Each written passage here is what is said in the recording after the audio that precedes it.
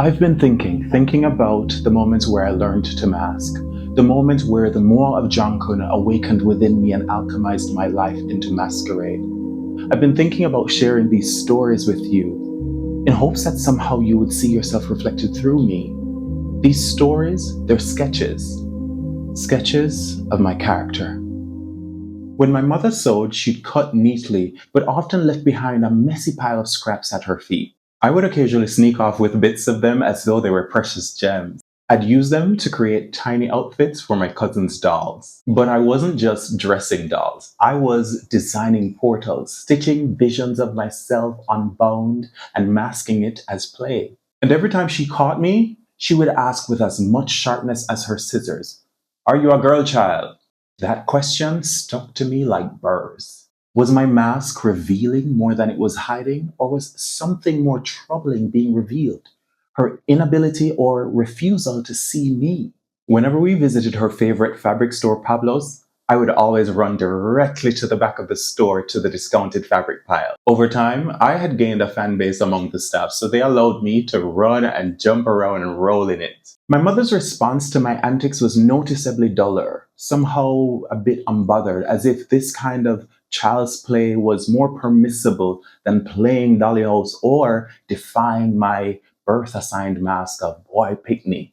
But now and then, the rambunctious mask slipped as my secret fascination with the mannequin displays beautifully draped in the store window took center stage. I broke the fourth wall and asked, "Mommy, who make them there?"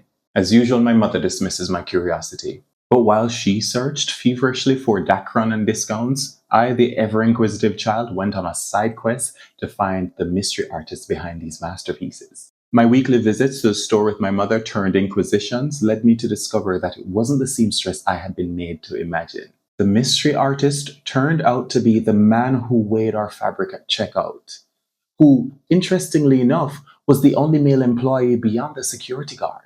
The gently effeminate one tucked behind the counter, unseen. And one day, when my mother was checking and rechecking her yardage, he quietly showed me his sketchbook. Page after page, avant-garde creations bursting from the margins. I stared wide-eyed.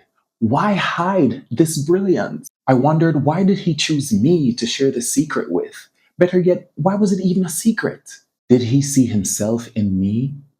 Did he see beyond my mask? This creative hero whose art stood in a different type of gallery, whose work was an invitation to women like my mother, hid under a mask of invisibility. It was as if I had jumped timelines and now I was seeing my future self being mirrored back to me. I was immediately confronted with hopeful possibility and a sting of sadness. Since that day, I decided to mask differently. I decided to be a vision of all parts of me existing in full view at the same time. It was years later that I learned of the story of Pitchy Patchy, an Akan Commander who had escaped to freedom and became a symbol of resistance for freeing other enslaved people from the plantation. As a token of gratitude for his valor, people would give him strips of colored cloth. Over time, he became covered in these strips, giving him the name Pitchy Patchy. When I heard his name, I understood immediately that he had been living through me. You see, I too am stitched from scraps. Pieces of boy, pieces of girl, pieces of neither. Pieces of those for whom I set free for simply existing. To the untrained eye, I'm an obscured figure, a question mark. But to me, I'm a declaration, a hero of my own story. A beautiful layered mess of potential, holding the dreams, joy, pain of all who came before me and all who will come after. I'm a modern day Pitchy Patchy. I'm every patch my ancestors gave me and every scrap of my divine mother's cloth.